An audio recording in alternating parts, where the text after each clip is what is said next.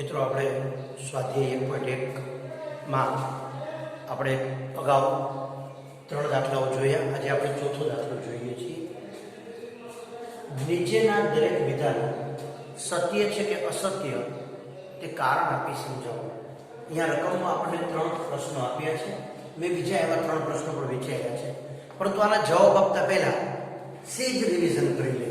જો આપણે સંખ્યાગણ સમજ્યા છીએ એ યાદ હોય તો આ બધાના જવાબ આપણે આસાનીથી આપી શકીએ.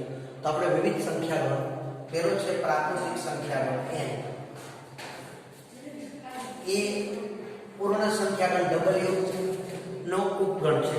પૂર્ણ સંખ્યાગણ એ પૂર્ણાંક સંખ્યાગણ z નો ઉપગણ છે, અને પૂર્ણાંક સંખ્યાગણ એ સમય સંખ્યાગણ q નો ઉપગણ છે. હવે બહુ મજાની વાત કરી દઉં, સાવ સહેલી. તો હંમેશા આપણે વિચારીએ તો n છે એ w માં છે, w છે એ z માં છે, z છે એ q માં છે. એટલે કે જેમ આગળ વધીએ એમ સૌથી મોટો ગણ q છે. તો નાના ગણ છે એ મોટા ગણમાં આવેલા હોય, પણ મોટો ગણ નાના ગણમાં ન હોય. હવે આપણે જોવાનું શું? તો કે આમ શક્ય છે, આમ શક્ય નથી. આ વસ્તુ હું ખાસ યાદ કરાવીશ. અંદર એક દાખલો આપણે આસાનીથી કરી શકશું. જો પહેલો છે, દરેક પ્રાકૃતિક સંખ્યા એ પૂર્ણ સંખ્યા છે. પ્રાકૃતિક સંખ્યા એ પૂર્ણ સંખ્યા છે તો આમ જવાય. માટે આ કેવું છે? સાચું. અને તમે જુઓ કે પ્રાકૃતિક સંખ્યામાં 1 2 3 4 5 6 7 8 વગેરે આવે, તો પૂર્ણ સંખ્યામાં તો એ બધું છે જ, ઉપરાંત 0 છે. એટલે કે નાનો પણ મોટામાં હોય તો દરેક પ્રાકૃતિક સંખ્યા એ પૂર્ણ સંખ્યા છે. માટે આ વિધાન કેવું છે? સત્ય છે. હવે બીજું, દરેક પૂર્ણાંક એ પૂર્ણ સંખ્યા છે. પૂર્ણાંક એટલે z, પૂર્ણ સંખ્યા એટલે w. તો z છે એ w છે. તો કે ના, અસત્ય. હવે શા માટે અસત્ય તમને સમજાવું. કે પૂર્ણાંક સંખ્યા છે એમાં તો ઋણ પૂર્ણાંક પણ હોય. પૂર્ણાંક સંખ્યામાં ઋણ પૂર્ણાંક પણ હોય, અને આ ઋણ પૂર્ણાંક છે એ w માં હોતા નથી. એટલે કે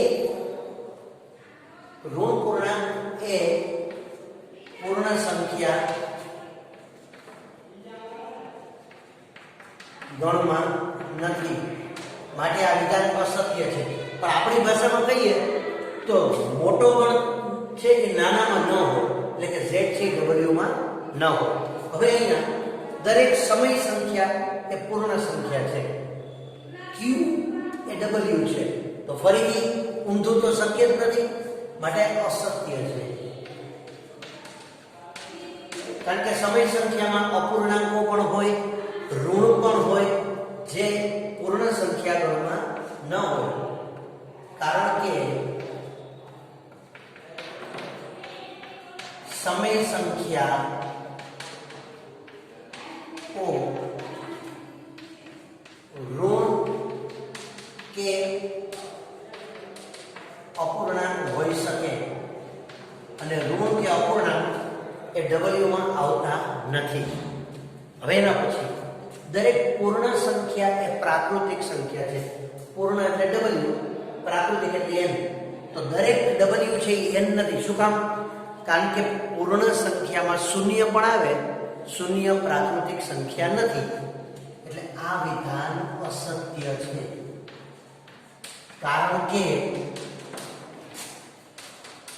પૂર્ણ સંખ્યા ગણમાં શૂન્ય પણ આવે, શૂન્ય પણ હોય,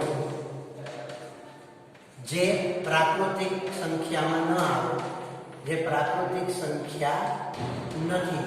પણ સરળ ભાષામાં કહું તો w મોટો છે એ n માં ન હોય. હવે દરેક પૂર્ણાંક એ સમય સંખ્યા છે. પૂર્ણાંક એટલે z અને સમય સંખ્યા એટલે q. તો z તો q નો ઉપગણ હોય જ. માટે આ સત્ય છે. અને સીધું જ આપણે કહી શકાય કે પૂર્ણાંક સંખ્યા ગણ સમય સંખ્યા નો ઉપગણ છે. દરેક સમય સંખ્યા એ પૂર્ણાંક છે. દરેક સમય સંખ્યા એટલે q, પૂર્ણાંક એટલે z. તો તો ના, પૂર્ણાંક છે એ સમય સંખ્યા છે, નાનું છે એ મોટામાં હોય પણ મોટું છે એ નાનામાં ન હોય, માટે અસત્ય છે. કારણ કે સમય સંખ્યામાં અપૂર્ણાંક હોય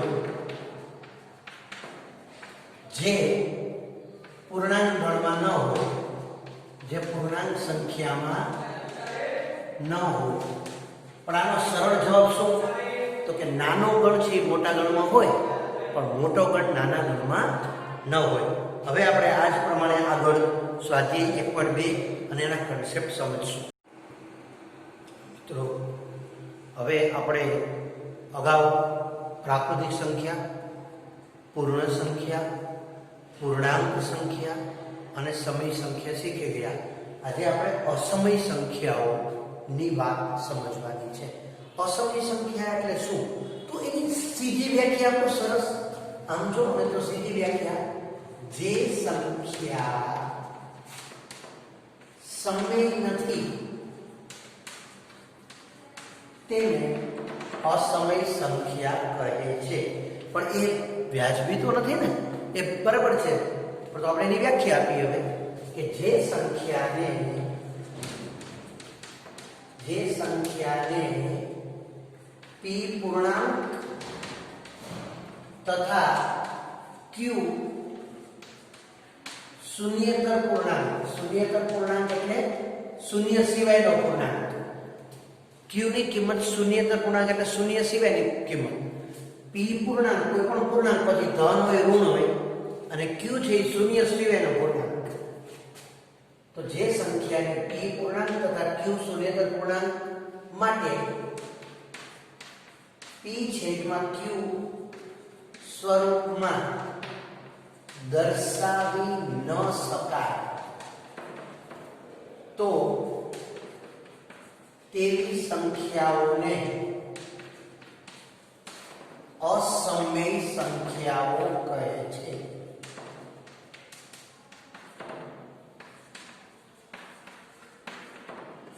દાખલા તરીકે હું તમને એમ કહું કે જે સંખ્યા છે એને p/q સ્વરૂપે દર્શાવી ન શકાય તો પાઈ છે, વર્ગમૂળમાં વર્ગમૂળ 2 છે, વર્ગમૂળ 3 છે, વર્ગમૂળ 5 છે, પાઈ છે, આ બધી અસમય સંખ્યાઓ છે.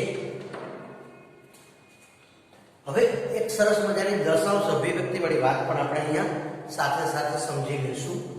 પણ પહેલા વાસ્તવિક સંખ્યાની વ્યાખ્યા આપી દીધી. તો વાસ્તવિક સંખ્યા એટલે શું? તો કે સમય સંખ્યા અને અસમય સંખ્યા બંને સાથે મળીને જે ગણ બનાવે તેને વાસ્તવિક સંખ્યા કહે છે. સમય સંખ્યાઓ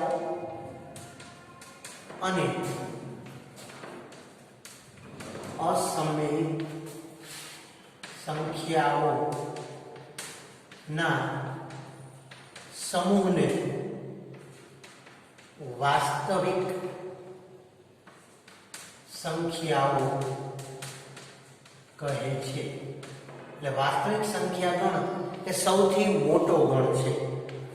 અસમય એ પણ વાસ્તવિકમાં આવી જાય છે, સમય પણ વાસ્તવિકમાં આવી જાય છે. એટલે જો આપણે આમ વિચારીએ, અસમય સંખ્યા માટે અલગ અલગ પુસ્તકોમાં અલગ અલગ સંકેત છે, પણ આપણે એને સંકેતમાં જો બતાવવો હોય તો સમય સંખ્યાને q વડે બતાવીએ છીએ, તો આને આપણે q ડેશ કહી દઈએ તોય ચાલશે. અને વાસ્તવિક સંખ્યા છે એને આપણે r વડે દર્શાવીએ તો આપણી જૂની શરત પ્રમાણે વિચારો, સૌથી નાનો ગણ n એટલે કે પ્રાકૃતિક સંખ્યા, એનાથી સેજ મોટો ગણ z w એટલે કે પૂર્ણ સંખ્યા, એનાથી મોટો z પૂર્ણાંક સંખ્યા ગણ, એનાથી મોટો q પ્રાકૃતિક સમય સંખ્યા ગણ, એનાથી મોટો q ડેશ અસમય સંખ્યા ગણ અને સૌથી મોટો r વાસ્તવિક સંખ્યા ગણ.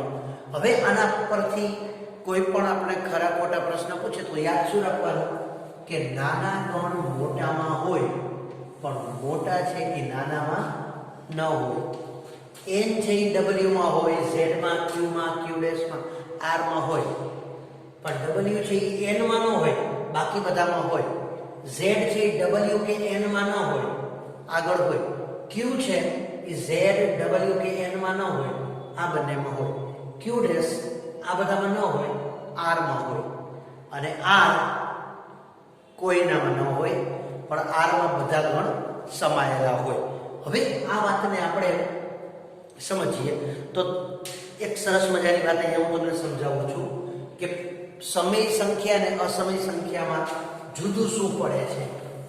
તો એની દશાંશ અભિવ્યક્તિ, જેનો અત્યારે ઉલ્લેખ નથી, જેનો આગળ જતા ઉલ્લેખ કરવાનો છે, પણ હું તમને અહીંયા થોડો ઉલ્લેખ કરી દઉં છું. આગળ પણ આપણે એનો ઉલ્લેખ કરશું. તો દશાંશ અભિવ્યક્તિ, તો સમય સંખ્યા હોય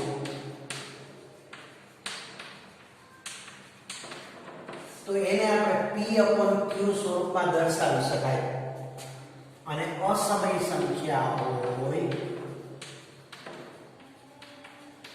તો એને આપણે p/q સ્વરૂપમાં દર્શાવી ન શકાય. હવે જો દશાંશ અભિવ્યક્તિ એટલે અપૂર્ણાંકને આપણે પોઈન્ટમાં લખવા, તો દાખલા તરીકે અહીંયા સમય સંખ્યા છે તેની દશાંશ અભિવ્યક્તિ 2, એક શાંત હોય, બીજી અનંત આવૃત હોય. હવે શાંત અને અનંત આવૃત શું, જેનો આપણે આગળ ઉલ્લેખ છે પણ હું તમને સમજાવું છું. તો કે કોઈ પણ અપૂર્ણાંક હોય p/q, એને p ને q વડે ભાગો અને ભાગતા જાઓ, એક તબક્કે શેષ શૂન્ય થઈ જાય તો એની દશાંશ અભિવ્યક્તિ કેવી ગણશું આપણે? શાંત. એટલે શાંત દશાંશ અભિવ્યક્તિમાં શેષ શું થઈ જાય? શૂન્ય થઈ જાય. જ્યારે અનંત આવૃત હોય તેમાં શેષ શૂન્ય ન થાય, પણ શેષનું પુનરાવર્તન થાય, શેષ રિપીટ થયા કરે, શેષનું પુનરાવર્તન થાય. જ્યારે અહીંયા આની દશાંશ અભિવ્યક્તિ લેવા જાઓ તો શેષનું પણ પુનરાવર્તન ન થાય, શેષનું પુનરાવર્તન ન થાય. એટલે કે આની દશાંશ અભિવ્યક્તિ અનંત અનાવૃત હોય છે. બરાબર?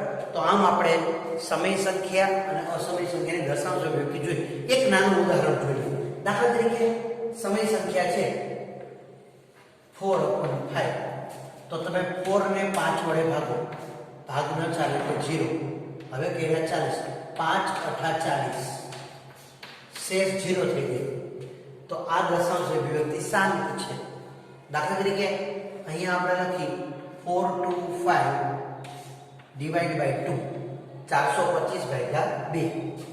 તો 4/5 / 2, તો 2 × 2 = 4, ઉપરથી આવ્યા 2, 2 × 1 = 2, ઉપરથી આવ્યા 5, 2 × 4, એક હોય તો 0 કર્યા તો 2 × 5 = 10, ભલે પોઈન્ટ આવ્યો, પણ હવે શેષ શું થઈ ગઈ? શૂન્ય. તો આ દશાંશ અભિવ્યક્તિ પણ કેવી છે? શાંત. પણ હવે આપણે લખીએ કે 2/3, 2/3, તો 2 ને 3 વડે ભાગો, ભાગ નથી ચાલતો 0. અહીંયા 20 કરો, 6 × 3 = 18, 2 શેષ વધી, 20 કરો, 6 × 3 = 18, 2 શેષ વધી 0, 6 × 3 = 18, 2 શેષ વધી 0, અહીંયા 2 શેષ વધી, 2 શેષ વધી, 2 શેષ વધી. એટલે શેષનું પુનરાવર્તન થાય છે, પણ 0 થતી નથી, માટે એ અનંત આવૃત છે. હવે આપણે આગળ થોડી સમજૂતી લઈશું.